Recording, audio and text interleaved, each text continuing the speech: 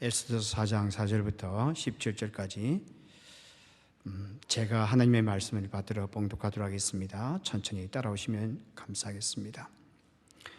에스더의 시녀와 내시가 나와 전하니 왕후가 매우 근심하여 입을 의복을 모르드게에게 보내어 그 굵은 베옷을 벗기고자 하나 모르드게가 받지 아니하는지라. 에스더가 왕의 엄명으로 자기에게 가까이 있는 내시 하닥을 불러 명령하여 모르드게에게 가서 이것이 무슨 일이며 무엇 때문인가 알아보라 하매 하닥이 대궐 문 앞 성중 광장에 있는 모르드게에게 이르니 모르드게가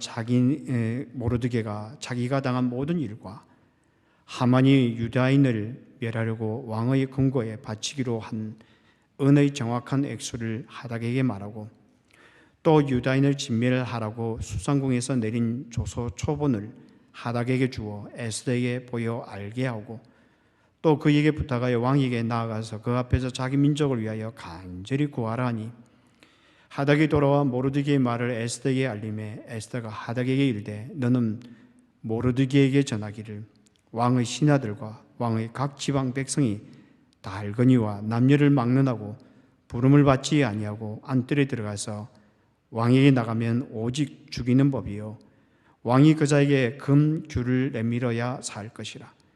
이제 내가 부름을 입어 왕에게 나가지 못한 지가 이미 30일이라 하라 하니라. 그가 에스더의 말을 모르드게에게 전하매 모르드게가 그를 시켜 에스더에게 회답하되 너는 왕궁에 있으니 모든 유다인 중에 홀로 목숨을 건지리라 생각하지 말라. 이때 내가 만일 잠잠하여 말이 없으면 유다인은 다른 데로 말미암아 노인과 구원을 얻으려니와 너와 내 아버지 집은 멸망하리라. 내가 왕후의 자리를 얻은 것이 이때를 위함이 아닌지 누가 알겠느냐 하니 에스더가 모르드게에게 회답하여 이르되 당신은 가서 수산에 있는 유다인을 다 모으고 나를 위하여 금식하되 밤낮 3일을 먹지도 말고 마시지도 마소서. 나도 나의 시녀와 더불어 이렇게 금식한 후에 규례를 어기고 왕에게 나아가리니 죽으면 죽으리다 하니라. 모르드게가 가서 에스더가 명령한 대로 다 행하니라. 아멘.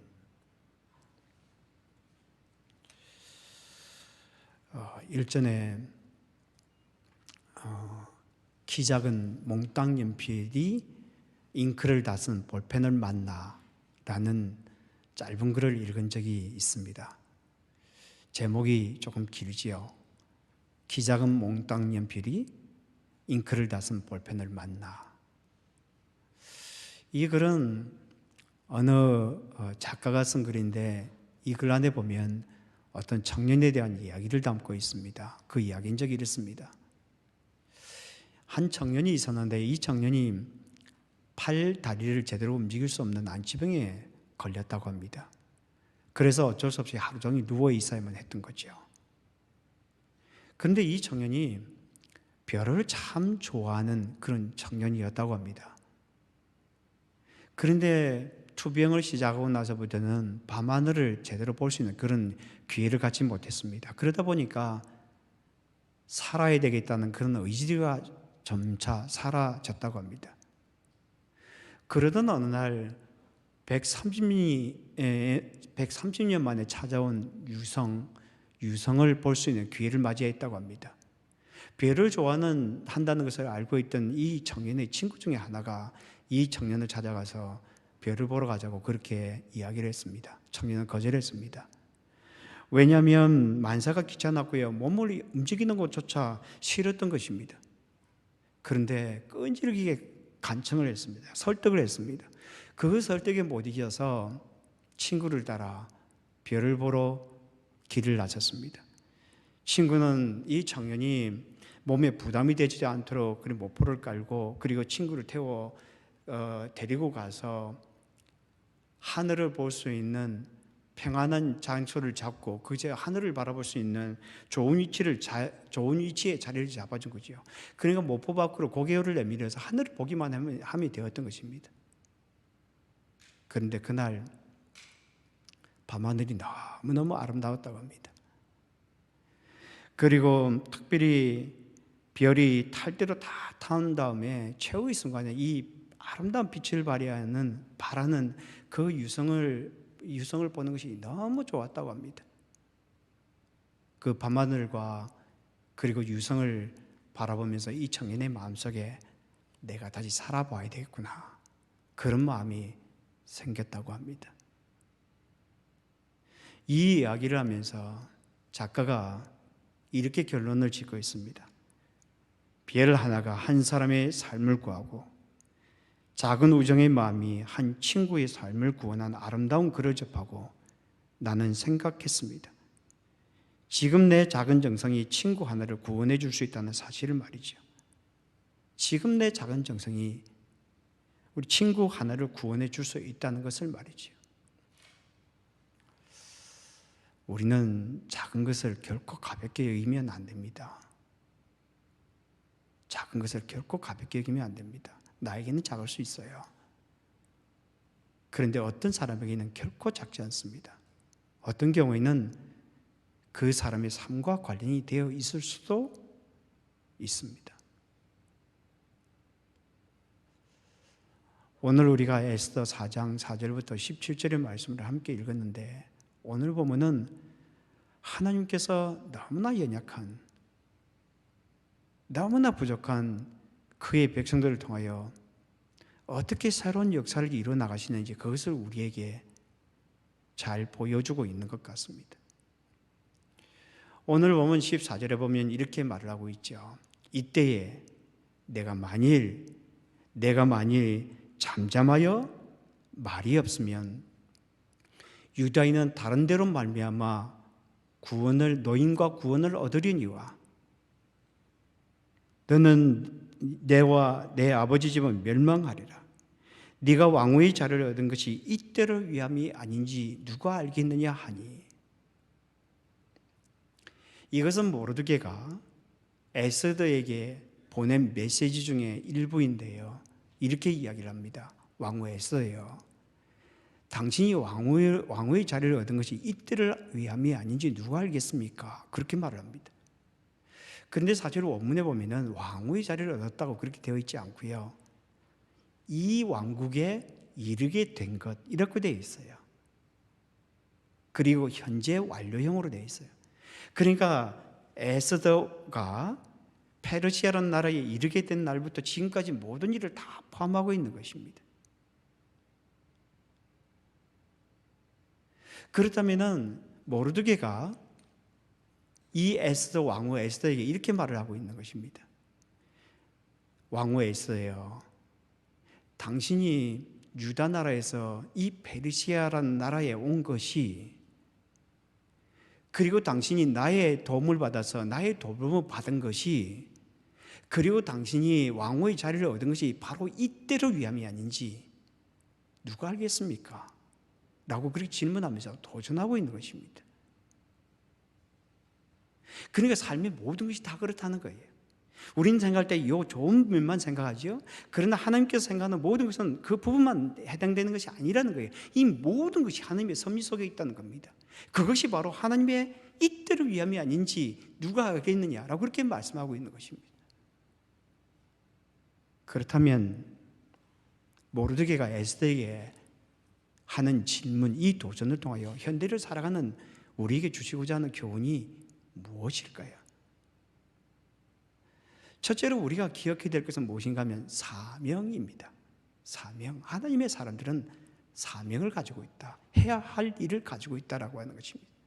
왜냐하면 하나님께서 하나님의 나라를 위하여 하나님의 사람들에게 사명해야 할 일을 주셨기 때문입니다. 오늘 보면 13절에 보면 이렇게 되어 있습니다. 모르드게가 그를 시켜 에스더에게 회답하되, 여기에 하닥에게 시켜 내시에게 시켜서 에스더에게 화답했습니다. 너는 왕궁에 있으니 모든 유다인 중에 홀로 목숨을 건지리라 생각하지 말라. 여기 보면 모르드게가 에스더에게 그렇게 말합니다. 너는 모든 유다인 중에 홀로 목숨을 건지리라 생각하지 말라, 이렇게 말합니다. 그런데 여기 보면은 목숨을 건진다라고 하는 것은 사실 목숨을 건진다라는 뜻보다는 피하다 또는 세어나가다, 이런 뜻을 가지고 있습니다. 그러니까 모르드게가 에스더에게 이렇게 말하고 있습니다. 왕후 에스더요, 당신은 왕궁에 있기 때문에 다른 유대인들과 달리 이 재난을 홀로 피할 수 있으리라 생각하는지도 모르겠습니다. 그러나 그런 가능성은 상상하지도 마십시오. 왜냐하면 그것은 곧 당신의 상황이기 때문입니다. 왜냐하면 당신은 이스라엘 백성이요 그리고 하나님 나라의 백성이기 때문입니다 라고 이렇게 말하고 있는 것입니다.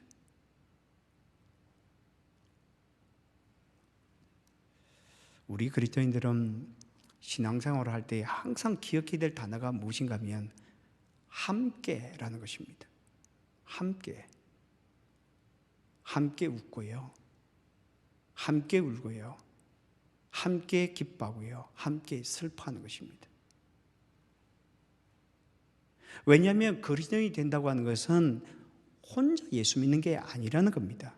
여러분 예수 믿고 내가 혼자 예수 믿는다라고 생각한다면 그것은 복음을 잘못 알고 있는 거예요. 왜냐하면 우리가 예수 그리스도를 믿게 될 때 우리는 한 몸을 이루게 되는 것입니다. 한 몸. 그렇다면 이 교회는 다른 거예요, 여러분. 교회는 내가 알고 또는 모르고가 아닙니다. 우리 모두가 한 몸을 이루고 있다는 것입니다. 그래서 함께라는 단어를 늘 생각해야 된다는 거예요. 우리가 이번에 공동회의를 하는데 제가 그런 이야기를 들었어요. 그런 이야기를 전해드렸습니다. 나는 아는 사람들이 별로 없기 때문에 나는 이번에 공동회의 별로 가고 싶은 마음이 없다 이렇게 이야기를 해요. 저는 그 이야기를 들으면서 참 안타까웠습니다. 여러분 교회 공동체는 그런 것이 아닙니다. 여러분 교회의 본질이 무엇인가 하면 함께라는 것입니다. 함께라는 거예요. 내가 예수 그리스도의 보혈의 은혜로 말미암아 그리스도의 몸의 지체가 되었다는 것입니다.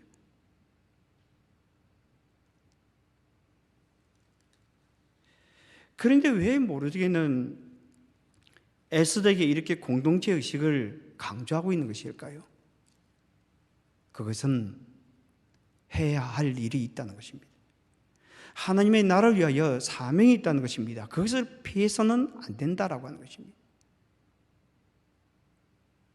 오늘 보면 7절과 8절을 보면 이렇게 되어 있습니다. 모르드게가 자기가 당한 모든 일과 하만이 유다인을 멸하려고 왕의 금고에 바치기로 한 은의 정확한 액수를 하닥에게 말하고 또 유다인을 진멸하라고 수상궁에서 내린 조서 초본을 하닥에게 주어 에스더에게 보여 알게 하고 또 그에게 부탁하여 왕에게 나가서 그 앞에서 자기 민족을 위하여 간절히 구하라니.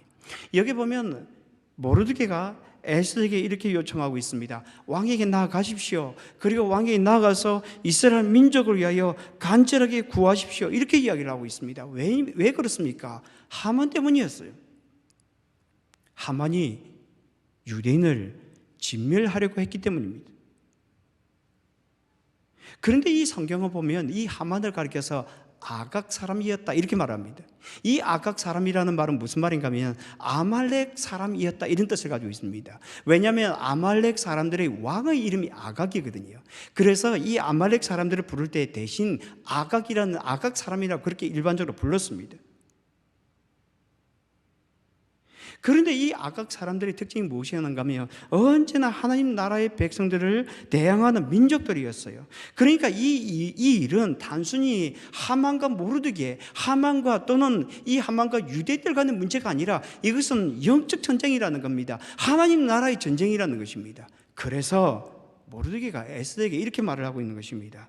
왕후 에스더예요, 우리가 어려움에 처해 있는 것은 하만 때문입니다. 그러나 이것은 단순히 하만과의 싸움이 아닙니다. 이것은 영적 전쟁입니다. 이 영적 전쟁을 위하여 당신이 해야 할 일이 있습니다.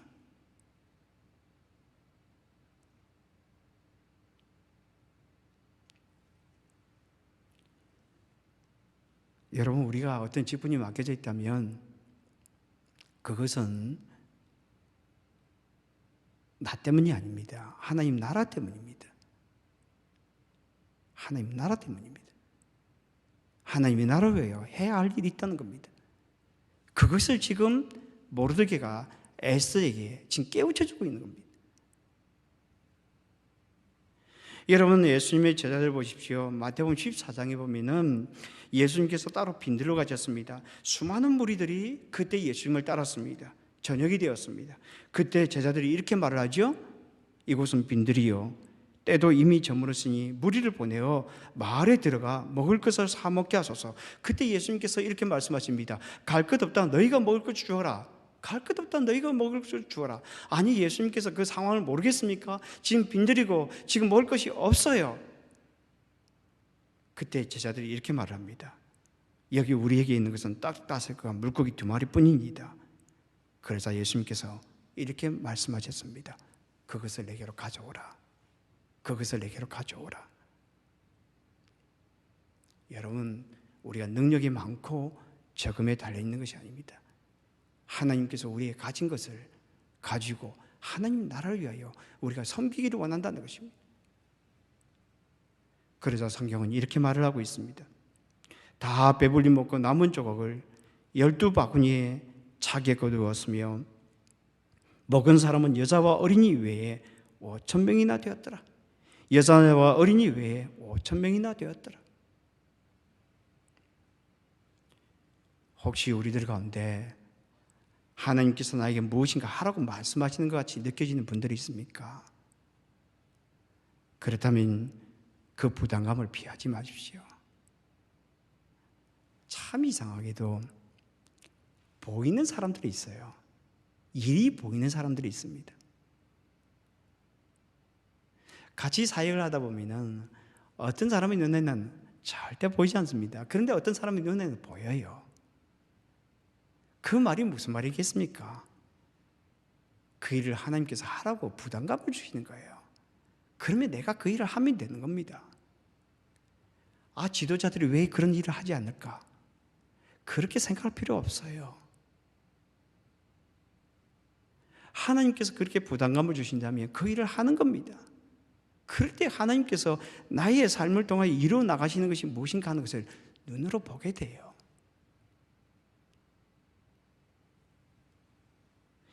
그런데 모르드게는 왜 왕에게 나아가서 지금 왕후 에스더에게 이 도움을 구하라고 그렇게 이야기를 하고 있는 것일까요? 생각 한번 해보세요. 여러분, 모르드게는 지금 하나님은 능력이 많으신 분이잖아요. 하나님 홀로 그 일을 하실 수 있는 분입니다. 그런데 왜 이렇게 말씀하고 있는 것일까요? 단적으로 표현하자면 사람이 하나님의 방법이라고 하는 것입니다. 너무도 미약하고 너무도 작은데 하나님은 시대마다 필요한 사람들을 준비시킨다는 것입니다. 그리고 그들을 통하여 하나님께서 일을 이루어 나가신다는 겁니다. 여러분 14절을 보십시오. 이렇게 되어 있습니다. 이때에 네가 만일 잠잠하여 말이 없으면 유다인은 다른 데로 말미암아 노인과 구원을 얻으려니와 너와 내 아버지 집은 멸망하리라. 내가 왕의 자리를 얻은 것이 이때를 위함이 아닌지 누가 알겠느냐 하니. 여기 보면은 모르드게가 에스더에게 이야기 하는데 두 가지 주목해야 될 것이 있어요. 하나님의 능력이 하나님이라는 거예요. 방법이 많다는 것입니다. 이렇게 이야기하고 있죠. 이때 네가 만일 잠잠하여 말이 없으면 유다인은 다른 데로 말미암아 구원을 얻으리니와. 에스더가 잠잠히 있으면 어떻게 된다고요? 다른 방법이 있다는 겁니다. 하나님은 우리가 없어도 일을 잘하세요. 제가 늘 그 이야기하지만 저는 그것을 믿어요. 하나님은 우리 없어도 일 잘하세요. 그리고 우리가 순종 안 하면 하나님 방법이 있어요. 저는 그것을 믿습니다. 그래서 저는 공동회의 이야기 나왔으니까 저는 한 번도 누가 좋다 이런 이야기를 한 적이 없습니다. 왜냐하면 그때 필요한 사람을 하나님이 세우신다고 믿기 때문입니다. 물론 일을 하다 보면 어려울 때도 있죠. 있습니다. 그러나 하나님께서 세우시는 거예요. 그럼 같이 일을 하면 되는 겁니다. 여러분, 우리가 순종 안 한다고 해서 하나님이 일을 안 하실까요? 하나님은 일을 멋지게 냅니다. 멋지게 냅니다. 또 하나 여기에 보여주는 것은 무엇인가 하면 에스더가 하나님의 준비였다는 겁니다. 모르드게 이렇게 말하죠. 네가 왕후의 자리를 얻은 것이 이때를 위함이 아닌지 누가 알겠느냐. 여러분, 제가 초부에 설명했던 것처럼 그 말을 풀어서 표현하면 이렇습니다. 왕후 에스더여, 당신이 유다 나라에서 페르시아라는 나라에 이르게 된 것이 우연이 아니라 바로 이때를 위함이 아닌지 누가 알겠습니까? 당신이 부모를 잃어서 나의 양육을 받게 된 것이 우연이 아니고 바로 이때를 위함이 아닌지, 하나님의 섭리가 아닌지 누가 알겠습니까? 당신이 유대인으로서, 유대인을 변방 출신 유대인으로서 왕후의 자리를 얻게 된 것이 바로 이때를 위함이 아니지 하나님의 섭리가 당신에게 있지 않은지 한번 생각해 보십시오 라고 도전하고 있는 거예요.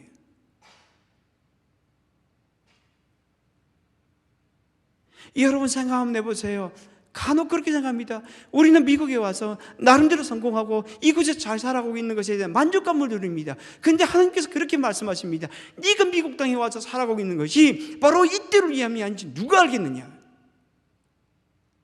너 혼자 잘 먹고 잘 살라고 내가 그렇게 축복을 허락해 준 것이 아니다, 그렇게 말씀하시는 거예요.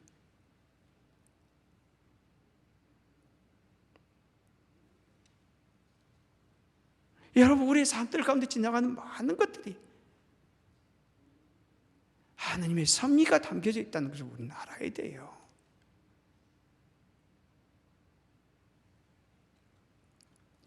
처음에는 잘 몰라요, 여러분. 그런데 나중에 지나고 나면 파노라 좀 쫙 지나갑니다. 그 순간순간마다 함께 하셨던 하나님의 뜻 말입니다.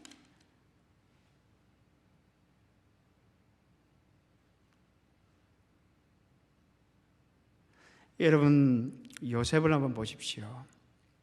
창세기 45장에 보면 요셉이 자신을 팔았던 형들을 다시 만나게 되죠. 왜냐하면 형들이 양식을 구하러 이집트에 왔기 때문입니다. 그때 요셉이 형들에게 이렇게 말합니다. 하나님이 큰 구원으로 당신들의 생명을 보존하고 당신들의 후손을 세상에 두시려고 나를 당신들보다 먼저 보내셨나니, 저는 이 말씀을 볼 때마다 참 이 마음에 참 여러 가지 생각들이 듭니다. 하나님께서 당신들의 생명을 보존하고 당신들의 후손을 세상에 두시려고 나를 당신들보다 먼저 보내셨나니, 하나님께서 요셉을 위하여 보내신 것이 아니었어요, 여러분.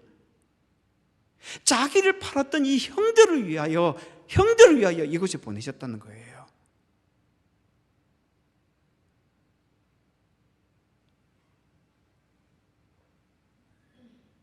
저는 이 말씀을 대할 때마다 참 여러 가지 생각들이 많이 듭니다.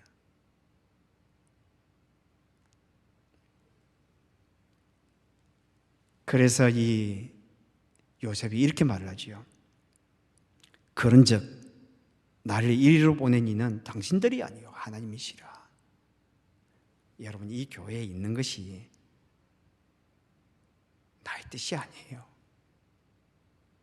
내가 선택해서 왔다 생각하지요. 절대 그러지 않습니다. 절대 그러지 않습니다. 내가 이 산나문이라는 지역 또는 이 캘리포니아에 와 있는 것이 내 뜻이라고 생각합니다. 그러나 하나님의 섭리가 그 안에 담겨져 있는 거예요. 무엇인가 하나님께서 하기를 원하는 사명이 있어요.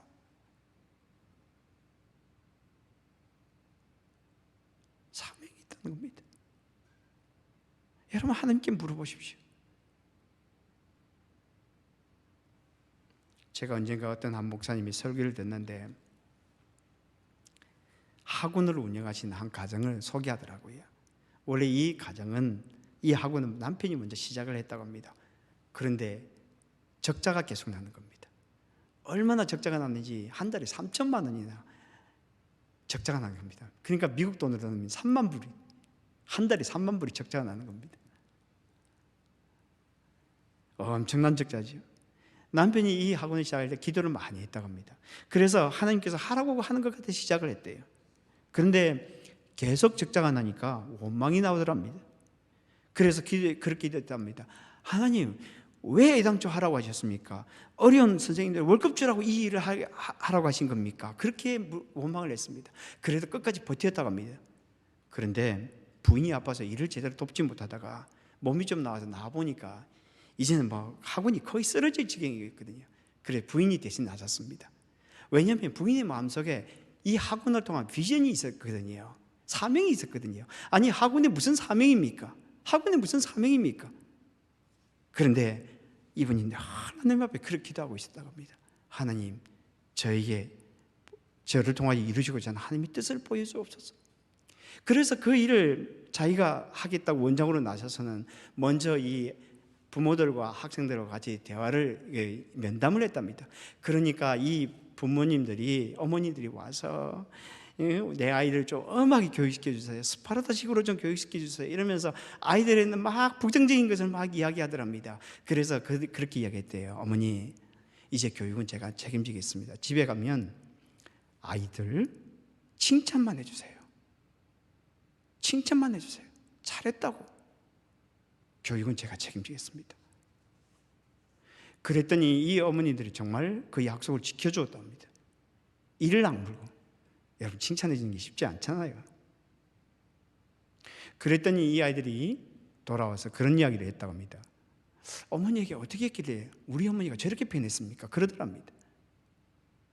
그리고 나서 학원 선생님들께 이 아이들 정말 칭찬하면서 그렇게 좀 교육을 시켜달라고 부탁했답니다. 그러니까 성적이 막 오르더랍니다. 그리고 나서 어머님들이 나중에 찾아와서 그런 이야기를 했다고 합니다. 우리 집에 부부싸움이 줄어들었어요. 이전에 성적 때문에 막 부부싸움을 많이 했는데 부부싸움이 줄어들었어요. 부부싸움이 줄어드니까 가정이 너무 화목하게 바뀌어요. 너무 화목하게 바뀌었어요.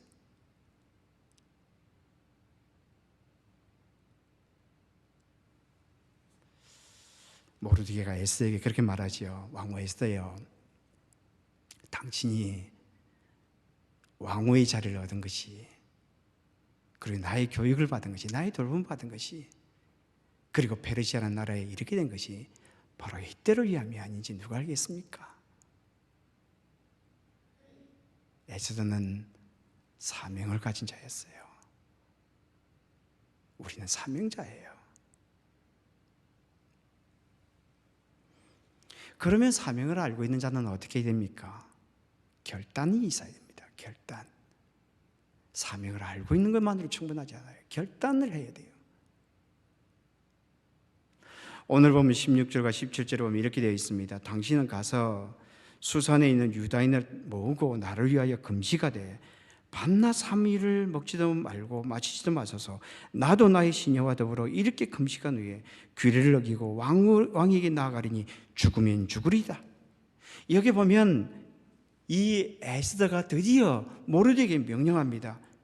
3일 동안 식음을 전폐하고 나를 위하여 기도해 주십시오. 중보 기도해 달라는 것입니다. 그런데 여기 이곳에 보면 하나님이라는 단어가 하나도 나오고 있지 않아요.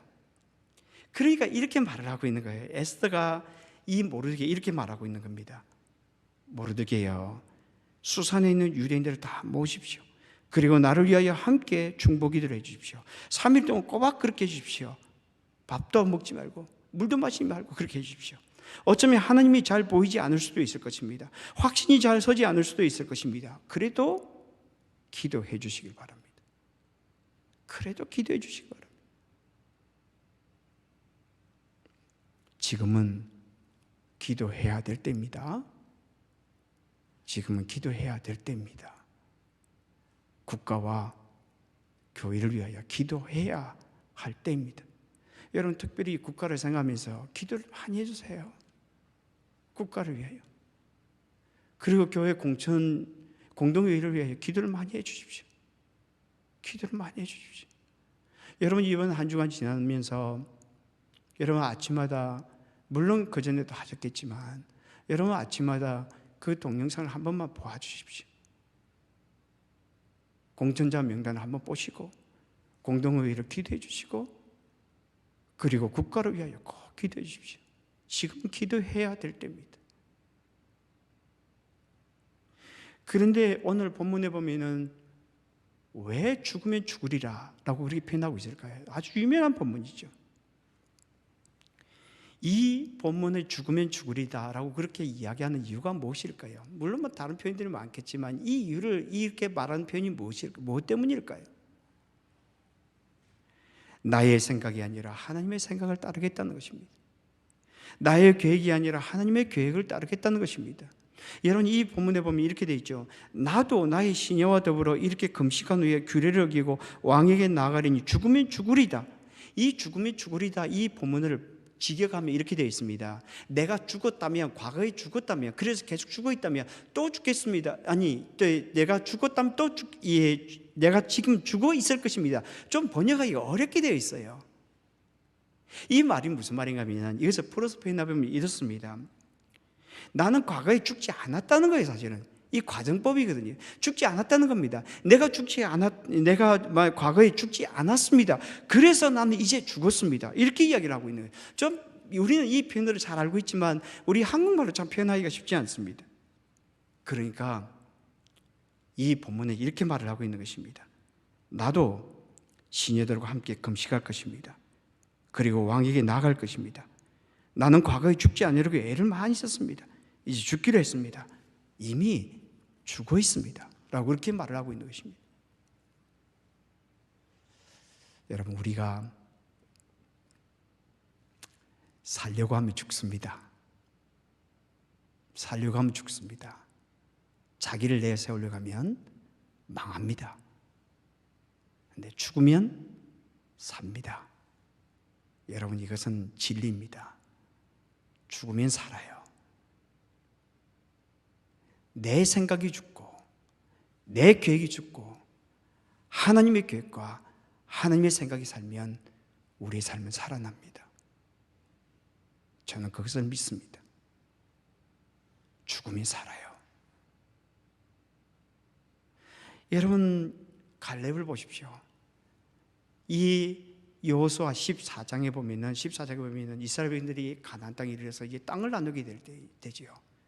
그때 갈렙이 나서서 이렇게 말합니다. 그날에 여호와께서 말씀하시 이 산지를 지금 내게 주소서. 당신도 그날에 들으셨거니와 그곳에는 아낙 사람들이 있고 그 성읍들은 크고 견고할지라도 여호와께서 나와 함께 하시면 내가 여호와께서 말씀하신 대로 그들을 쫓아내리이다.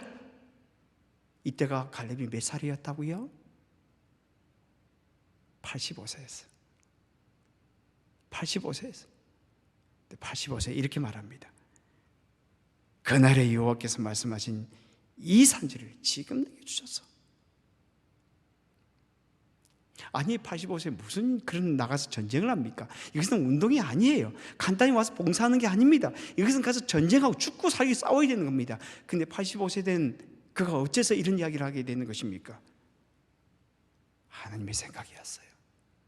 하나님의 생각이었어요. 그래서 이렇게 말합니다. 헤브론이 그니스 사람 여분네의 아들 갈렙의 기업이 되어 오늘까지 이르렀으니 이는 그가 이스라엘의 하나님 여호와를 온전히 쫓았습니다. 온전히 쫓았습니다. 제가 오래전에 나눴던 적이 한 번 있었는데요. 이 이야기는 제가 늘 마음에 떠나지 않는 이야기라 나누고 싶습니다. 이 갈대상자에 나오는 이야기인데요. 김영길 총장님이라는 분이 계시는데 이 총장님이 너무 힘들었습니다. 왜냐하면 해방하는 사람들이 너무 많았고요. 얼마나 공격이 심했는지 이 사람들이 전국 일간지에다 신문을 성명서를 발표했습니다. 이 사람이 그리고 잘못된 일을 거기에 다 싣고는 그리고 고위 그 기관에다가 그리고 고발을 하기까지 했습니다. 그때 김영길 총장님이 신문을 보면서 그렇게 이야기했답니다. 뭐 그래도 생각보다는 괜찮네. 그때 사모님이 옆에 있다가 그렇게 말을 했다고 합니다. 아니, 이것이 어떻게 괜찮다는 거예요? 하나님께서 당신은 감정 나사를 하나 푸시고 좀 둔하게 창조하셔서 좋으시겠어요. 하지만 예민한 저는 견딜 수 없어요. 이 성명서만 보면 마치 당신은 학교를 부당하게 빼앗은 사람 같잖아요. 지금까지 깨끗하게 살아온 그리고 과학자로 이제 당신 명예는 어떻게 되는 거예요? 그때 김영길 총장님이 그렇게 대답했다고 합니다. 여보, 저 벽에 걸려있는 성경 구절은 장식으로 걸어놓았어? 갈라디아 2장 20절이었습니다. 내가 그리스도와 함께 십자가에 못 박히는 이제는 내가 산 것이 아니요 오직 내 안에 그리스도께서 사신 것이라. 오직 내 안에 그리스도께서 사신 것이라. 이것을 같이 읽어주고는 이렇게 이야기했다고 합니다. 그리스도와 함께 십자가에 못 박힌 우리는 이미 죽은 송장이요, 죽은 송장이 명예훼손되었다고 벌떡 일어나는 것 봤어? 나는 괜찮아요. 나 김영길이 무엇이 그리 대단한 사람이요, 내 이름이 뭐 그리 중요하고 몇십 년이 지나면 아무도 내 이름을 기억하는 사람이 없을게요. 하나님이 내 이름을 쓰시도록 올려드렸는데 그분이 높여주실 때는 나를 드리고 낮추실 때는 드리지 않을 작정이었어? 내 이름의 주인 되신 분이 내 이름을 가지고 볶아 잡수시든지 삶아 잡수시든지 나는 아무 권리도 없어.